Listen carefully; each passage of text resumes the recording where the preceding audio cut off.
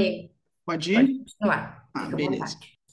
Então, como eu estava explicando anteriormente, né, antes da gravação parar, mas enfim, eu estava me fazendo uma própria pergunta, né, se esse aumento não está relacionado à atividade locomotora desses animais, se eles não estão se mexendo para poder aumentar a temperatura. No caso, ele não escolhe esse fenômeno, né, mas no caso ele mexeria e a temperatura aumentaria, né? E no caso, a gente observa aqui que não tem relação com a atividade locomotora. Pois quando a gente injeta a droga ou o veículo, ele tem um estresse relacionado à injeção, porém, né, a atividade locomotora nas duas situações, tanto do animal selvagem quanto do animal nocaute, ela cai, né, sendo bem próxima de zero, às vezes, mostrando então que esse aumento de temperatura não se deve ao movimento, né? Então, pode estar 100% relacionado aí ao tecido adiposo marrom, né? Que seria o drive que estaria fazendo essa temperatura aumentar, né? E eu trago aqui à direita, né, como gabarito praticamente, o gráfico do Osaka, né, onde a gente observa o mesmo fenômeno. A gente injeta, a temperatura aumenta, né? Então, a gente repete esse experimento, porém agora de forma mais refinada, né? Onde ao invés da noradrenalina, a gente utiliza um agonista seletivo do beta-3, né? No caso, essa seria a diferença. E no caso, eu não estou medindo a temperatura do tecido adiposo marrom, e sim uma temperatura abdominal. E aí a gente pode se fazer uma pergunta também de, e quando o TRPV1 é ativado, o que vai acontecer? Né? A gente já tinha visto previamente no gráfico do Osaka que quando ele injeta capsaicina, a temperatura cai. E para isso a gente reproduziu esse experimento, né, e tentou refiná-lo com uma outra droga, que no caso é o RTX, né, a resina-feratoxina, que é um agonista do canal TRPV1, né? Então a gente realiza o mesmo experimento. Aos 15 minutos, a gente injeta a, a solução, que no caso é o RTX, ou um veículo. E aí eu vou apresentar esse gráfico aqui da esquerda, né? Eu vou até tirar esse outro gráfico aqui para não confundir vocês. Eu vou apresentar por partes, né? A gente tem uma temperatura inicial e importante salientar, aqui eu só utilizei animais selvagens, pois não faz sentido eu injetar o agonista do TRPV1 em animais nocaute, pois não vai haver reação desses animais, né? A droga, porque não tem onde ligar, né? Então, a gente tem uma temperatura inicial igual, praticamente, e quando chega aos 15 minutos, eu injeto a droga, né, que no caso é o RTX ou o veículo, né? E o que a gente observa de cara? Os animais que foram injetados com o veículo têm um pico de temperatura, vinculado então àquele needle prick, que é esse aumento vinculado ao estresse. E os animais que foram injetados com RTX não têm esse pico. Pelo contrário, eles estão sobre uma hipotermia, porque a temperatura dele começa a cair. E quando a gente observa no minuto 60, que seria o momento da próxima injeção, que eu vou explicar mais à frente, a gente observa que a temperatura desse animal está muito próximo de 30 graus, né? Deflagrando, então, uma hipotermia severa nesses animais, né? Onde, então, de fato, a temperatura desse animal caiu muito e ela precisa elevar, né? E no caso, a gente vem aqui, aos 60 minutos, e injeta o CL, né? Que eu já mostrei anteriormente, que é o agonista do receptor beta-3. E o que a gente observa?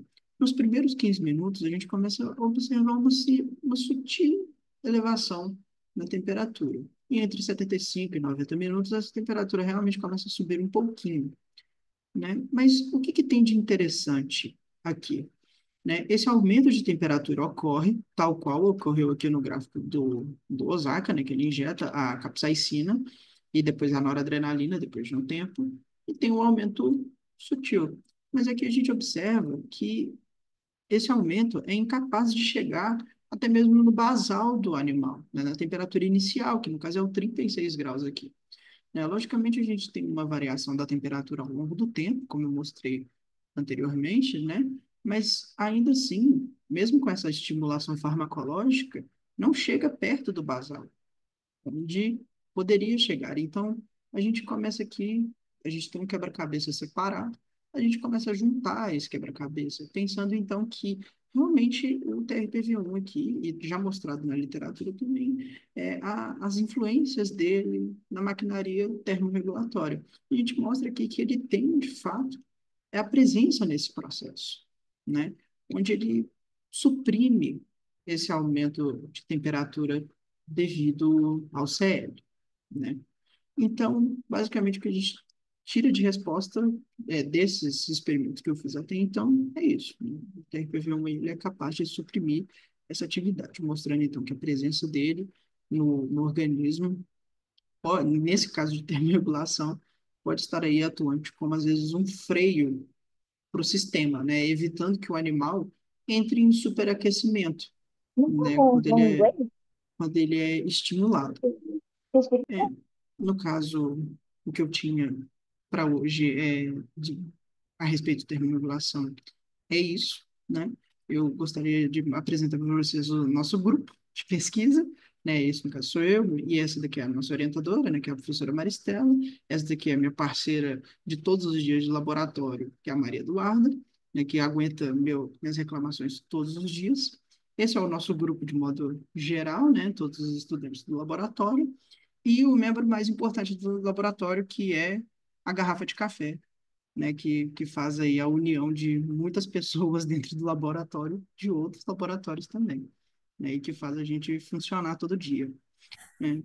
Não No só no mais, teu laboratório, né, Pedro? Em pois é, no vários. laboratório de todo mundo, praticamente. Né? No mais, eu gostaria de agradecer pela atenção de todos vocês, né? Agradecer às agências de fomento aí que permitem que a gente consiga fazer uma ciência de qualidade. E as pessoas que vão, os alunos que vão estar aqui no presencial, né? A gente aguarda ansiosamente por vocês. Beleza? Muito obrigado.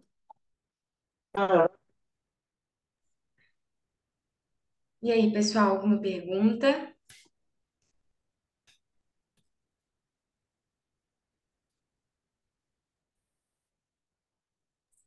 Pedro, Parabéns, Pedro. parabéns. Sensacional a Obrigado. Foi, apresentação, viu?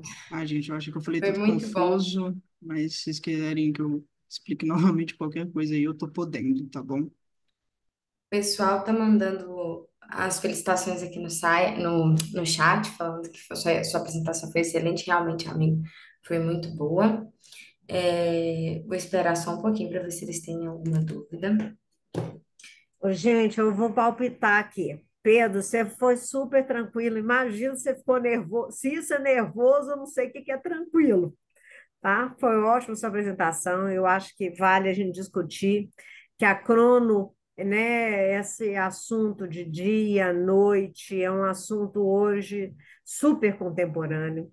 É muito importante. Ao meu ver, eu acho que a medicina, inclusive, para os médicos que estão presentes, tem que dar mais atenção a importância que a gente tem, tanto de administração de remédios como tratamentos, durante um momento ou outro da fase do dia, e eu acho que isso reflete um pouco, sabe, o que a gente está vendo, a importância disso, mas que tem que chegar na clínica, na prática médica, o mais rápido possível. Tá? E, logicamente, as pesquisas de área básica, e muitas vezes isso sendo direcionado com a clínica, são fundamentais, porque não sei se todo mundo que está aqui sabe, gente, o camundongo, ele é ativo durante a noite, enquanto durante o dia ele está no momento dele de repouso. Então, assim, são pontos para a gente ter, quem faz a pesquisa básica é importante considerar isso tudo e como que avança. Então, é excelente, eu acho que é muito legal. Eu mesmo me divirto fazendo pesquisa de crono, mas não sou expert, como vocês dois aí, que são de laboratórios que trabalham com a temática. Eu Obrigado, até. professora. Ai, Pode falar. desculpa, Pedro, Não, não, pode não, falar, depois pode eu te falar. pergunto. Ah, não, tudo bem. Não, e é bom que a gente integre aqui duas áreas, né? Que no caso é a parte da crono quanto a parte de metabolismo, né? Que a gente Uhum. está num processo aí que o mundo tem muita coisa de metabolismo acontecendo e a gente vê muita coisa errada, né? Então, assim, acaba que a gente que é da ciência básica relacionada a esse tipo de pesquisa, a gente tem que batalhar bastante. Às vezes mais para desmentir coisa errada do que mostrar o que a gente acha, né? Amigo, Exatamente. eu ia te fazer uma pergunta, mas eu posso Diga. te fazer depois, até porque eu te vejo também. O Lucas Mello, ele te mandou uma pergunta. Ele perguntou: a adrenalina liberada, ele falou, né, durante o exercício, por exemplo, também ativa o receptor beta 3 de forma semelhante à noradrenalina? Sim, eu achei eu tô lendo a pergunta dele aqui. Sim, Ah, são então, duas, né? Não, muito obrigado. É porque eu consegui abrir o chat aqui do lado. Então, Lucas, no caso, eu não sei te responder, pois essa parte relacionada ao exercício físico eu não trabalho tanto, né? Mas, no caso, eu posso deixar meu e-mail aqui no finalzinho, eu vou debruçar um pouco a respeito desse assunto e consigo te responder, né? E, no caso, tem a segunda parte dela que no aumento da atividade a importância do aumento da temperatura corporal durante a atividade física, em conjunto com a contração muscular, né? Tem a relação com a pergunta anterior, né? Mas todos esses processos, eles estão bem interligados, né? E a prática de atividade ela também aumenta a temperatura e tem toda uma relação com a homeostase do metabolismo. Mas especificamente, assim, voltado ao exercício, eu não vou estar sabendo responder, tá? Mas isso é uma deixa o e-mail boa, para poder mandar a resposta. isso é uma boa coisa, né, para dar uma pesquisada. Sim. A Isabela também te mandou, a Isabela de Medeiros também te mandou uma pergunta e ela te perguntou: a nossa termorregulação em relação ao dia e à noite é semelhante com a dos animais estudados ou é o oposto? Então, diferentemente dos camundongos, mas às vezes, considerando como a gente vive hoje em dia, nem tanto, né? A nossa fase de atividade, hipoteticamente, deveria ser durante o dia, né? Mas a gente sabe que muita gente troca o dia pela noite, enfim, tem cronotipos diferentes, né? Mas a nossa termorregulação, ela parte de várias pistas, por assim dizer, né? Não é só o processo igual, por exemplo, do camundongo. A gente tem, diferente deles, a gente tem horários de alimentação diferentes, né? Que a gente tem que acessar alimentação diferente, então esse processo acaba ficando um pouco perturbado. Mas eu não diria ser muito oposto, não, porque a gente se alimenta, por exemplo, durante a noite, algumas pessoas, e a nossa temperatura acaba aumentando também, né? Ô, gente, não é da minha área específica, né? Porque eu trabalho na área de cardio, mas o receptor beta 3 não está presente no tecido adiposo, né? Então, Eu era acho que ele isso que eu ia perguntar ao Pedro, porque eu não sei, eu mexo com fígado, né? E que eu saiba, o beta 3 está presente no tecido adiposo e participa Isso. na modulação, na disponibilização dele, inclusive. Então, assim, Uhum.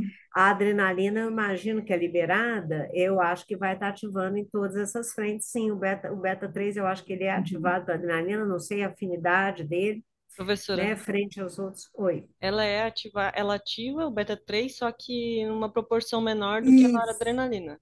exato, isso que eu ia falar. Eu não sei qual que é a Assim. afinidade de um frente aos outros, Noradrenalina né? é maior. Ah, perfeito, então.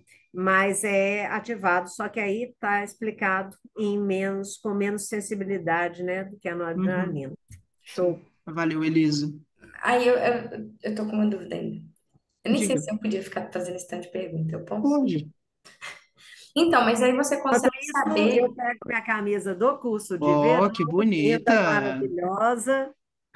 Tá aí, acabei de receber. Show. Pode fazer a pergunta, é porque a gente tem um espaço também para propaganda, sabe? Uhum. Tem Aí, sim. o Elerson, ele tá perguntando, porque eu sei que eu posso perguntar ao Pedro no privado depois, ó.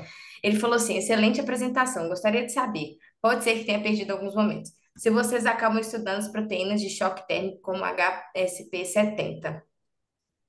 Obrigado pela pergunta, Wellington. No caso, a resposta seria não. A gente não estuda essas proteínas, não. O Welleson, eu vou pitacar. Lá no laboratório a gente trabalha com proteínas de choque térmico. Na verdade, a gente trabalha inclusive com uma coxa perona que é do sistema HSP70-90, que é STI1. E quer dizer, o que eu quero dizer é que tem assim outros grupos ou laboratórios do PPG-FISPAR que trabalham com proteínas do sistema das coxas peronas, que é extremamente importante, né? A Luara, ela quer saber se o nosso ciclo circadiano interfere diretamente na termorregulação e quais são os fatores que mais podem influenciar nesse processo. Joia. Ótima pergunta. Então, Luara, sim, o nosso ciclo circadiano interfere diretamente na termorregulação, né? Como mostrei nos camundongos anteriormente, né? Tem relação com a fase de atividade ou a fase de repouso dos animais. mas diversos outros fatores influenciam nessa atividade, como, por exemplo, a hora da alimentação, né, que é, por exemplo, uma linha de pesquisa do laboratório, que nossa professora pesquisa, que é a alimentação em tempo restrito, por exemplo, né, onde você se alimenta durante só uma fase do dia e você observa diferenças na temperatura, no ajuste da temperatura corporal. Existem outros fatores que são intrínsecos por exemplo, a nossa sociabilidade, né? Então, tudo faz diferença, assim. No que diz respeito ao ciclo circadiano, tudo faz diferença e vai acabar afetando de algum modo esse controle. Sim. Eu pulei a pergunta da Amanda. Uhum. Ela perguntou: vocês observaram a influência da estimulação adrenérgica em outros receptores relacionados à termorregulação? Você poderia dar uma pincelada sobre o funcionamento daqueles outros receptores que falou no início da apresentação? No caso, não, a gente não olhou esses outros receptores, né? No caso, devido ao curto período que a gente vai ter tempo de fazer o mestrado, por exemplo, não dá tempo da gente investigar tantas coisas assim, né? No caso, acredito que você esteja falando, por exemplo, da insulina, dos hormônios tireoidianos, enfim, eu posso citar a influência de algum deles, e eu, no caso, por exemplo, os hormônios tireoidianos, no caso o T3, né? Ele se liga lá ao ele nunca se liga a um receptor nuclear, então ele não tem a influência, ele não ativa aquela maquinaria, né? Mas ele modula algumas respostas que estão relacionadas a essa maquinaria, né?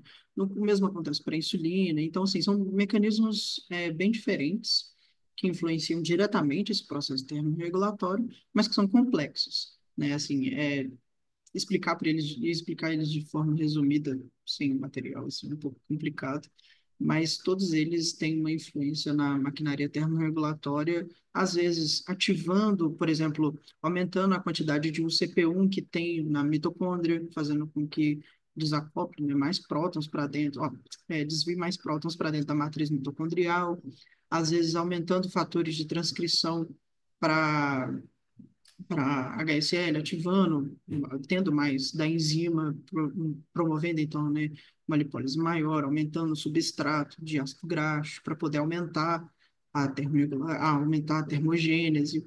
Então, cada um desses elementos, e tem outros vários tantos assim, que eles influenciam nessa maquinaria, entendeu? Mas, assim, isso é bastante conteúdo, assim. Não sei se eu fui claro.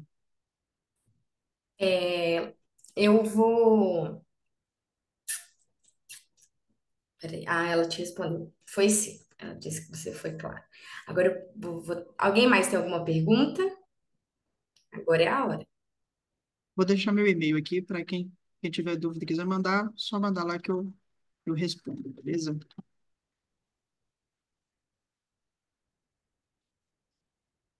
Mas pode dar prosseguimento, Isabela. Fica à Então vontade. tá. Eu acho que a gente pode começar de uma vez, né? A mesa redonda. Uhum. Pode ser? Se eu tiver que eventualmente sair, assim, se eu desaparecer, é porque eu tenho que entregar a sala de videoconferência para outro professor, tá? Mas aí Entendi. eu corro para a sala da Silvia, sei lá, eu dou um jeito aqui. Só uma pergunta: a mesa redonda está marcada para que horário? Agora, às 3, por isso que eu perguntei. Então, Três. tá. Vou só te esperar, então, só uns 3 minutinhos, só para. Porque às Uhum. vezes tem gente que quer entrar Ah, exatamente na mesa redonda, né? dá tempo de eu ir no Beleza. banheiro, gente, por Sem, favor. Enquanto sem. isso, eu vou projetar aqui umas. Ah, mas se bem que você quer apresentar primeiro todo mundo.